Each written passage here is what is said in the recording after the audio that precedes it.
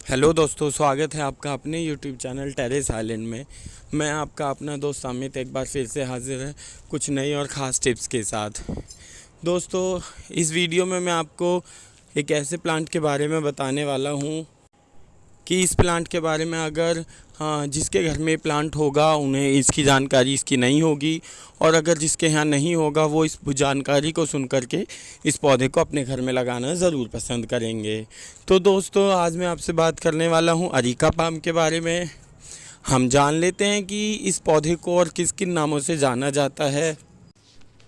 और इसे golden palm इसलिए कहा जाता है इस पौधे को क्योंकि इसकी पत्तियां बहुत ही शाइन करती हैं।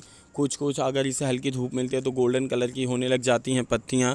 और दूसरा, ये अपनी लंबी पंखनुमा पत्तियों के कारण इसे बटरफ्लाई पाम भी कहा जाता है। तो इसको areca palm, golden palm, butterfly palm, इतना सब कुछ कहा जाता है इस पौधे को। तो अब दोस्तों, इस पौधे के बारे में मैं आपको बता दूं, ये पौधा आम तौर पर ज़्यादा इस्तेमाल किया जाता है वो इंडोर प्लांट्स के लिए इस पौधे को इस्तेमाल किया जाता है।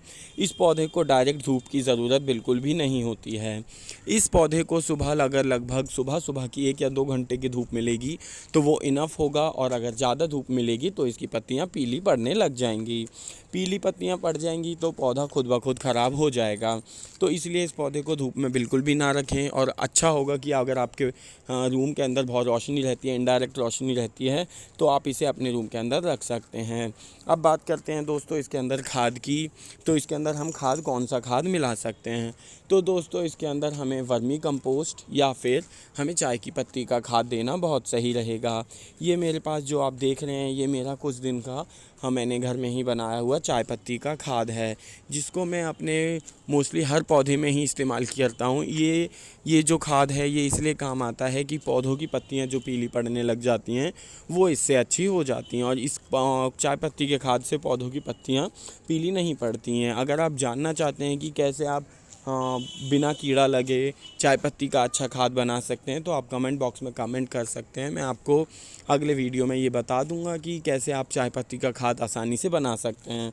तो दोस्तों, इस खाद के लिए मैं आपको बता दूं, लगभग इस पौधे को वैसे ज़्यादा खाद की ज़रूरत होती नहीं है, पर फिर भी आप 1 से 1.5 महीने में एक बार इसमें खाद मिला सकते हैं। आप ऊपर की हल्की सी मिट्टी उतार करके उसमें थोड़ी देर के लिए उसे ऐसी 2-3 घंटे के लिए छोड़ करके उसमें इसे या तो चाय पत्ती का खाद या वर्मी कंपोस्ट मिला करके उसे ऐसे ही छोड़ सकते हैं, और उसके बाद आप उसमें पानी दे सकते हैं। तो दोस्तों, अब बात करते हैं इसकी क्या एज होती है, पौधे की उम्र क्या है। इस पौधे की लगभग 10 साल की उम्र होती है।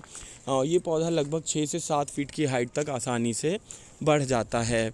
और इसे आप अगर ज़मीन में लगाते हैं तो ज़मीन में इसे डायरेक्ट धूप बिल्कुल ज़्यादा किसी छोटे पौधे के नीचे अगर आप लगाएं, बड़े पौधे के नीचे अगर आप इस पौधे को लगाते हैं तो ये अच्छा सर्वाइव करता है। तो दोस्तों, अब बात करते हैं इस पौधे को पानी की। इस पौधे को पानी कब चाहिए होता है? तो दोस्तों, जब अगर आपने इस पौधे को इंडोर रखा हुआ है या आउटडोर है, जब 1-2 घंटे की धूप आती है तो शायद थोड़ा जल्दी पानी लगाना होगा। पर अगर आपने इस पौधे को इंडोर रखा हुआ है दोस्तों, तो आप इसको लगभग 3-4 दिन में एक बार पानी दीजिएगा। वो भी तब जब आप चेक कर लीजिएगा कि इसकी ऊपर की 1 इंच की मिट्टी बिल्कुल सूखी हुई है, क्योंकि अगर आप इसको ज़्यादा पानी देंगे इस पौधे को तो इसकी जड़ें गलने लग जाएंगी और ये पौधा बिल्कुल ख़राब हो जाएगा, अरीका पाम का, हमारा गोल्डन पाम। और दूसरा, अब दोस्तों, अगर आप इस पौधे को लगाते हैं तो आप इस पौधे को लगाने के लिए 50% आप नॉर्मल अपनी गार्डन की मिट्टी और 30% आप कोकोपीट और 30% रेत और 20% आप कोकोपीट या खाद का इस्तेमाल कर सकते हैं। आप इसको 100% इन सब चीज़ों से मिला करके कर सकते हैं। दोस्तों, इस पौधे पर अगर आपने इंडोर रखा हुआ है तो इसको आप बीच बीच में, ताकि ये डिहाइड्रेट ना हो, आप इसको बीच बीच में इसके ऊपर स्प्रे बॉटल से स्प्रे कर सकते हैं। लगभग 2-3 दिन के अंतराल पे आप इस पर एक बार आप पानी में कोई भी आप या तो ऑयल डाल लीजिए या ना ही डालिए। ऑयल डालेंगे तो थोड़ी चमक आएगी, नहीं तो आप इसे ऐसे ही इस्तेमाल कर सकते हैं। आप इसके ऊपर 3-4 दिन में एक बार स्प्रे कर दीजिए ताकि इसकी पत्तियाँ खुद ब खुद अच्छी और खिली खिली सी नज़र आएँ। दोस्तों अब बात करते हैं इसके ट्रांसप्लांट की। तो दोस्तों इसको आप साल में एक बार आपको रिपोर्ट करना ज़रूरी होगा। आपकी 1-2 इंच की ऊपर से मिट्टी उतार करके उसमें नई ताज़ी मिट्टी भर करके आप इस पौधे को लगा सकते हैं। और इस पौधे को लगाने के लिए आपको डबल साइज़ का गमला चाहिए होगा। चाहे आप इंडोर लगाइए, चाहे आप आउटडोर लगाइए, आपको डबल साइज़ का गमले की ज़रूरत पड़ेगी ही पड़ेगी, क्योंकि ये पौधा बहुत जल्दी और बहुत फास्ट होता है।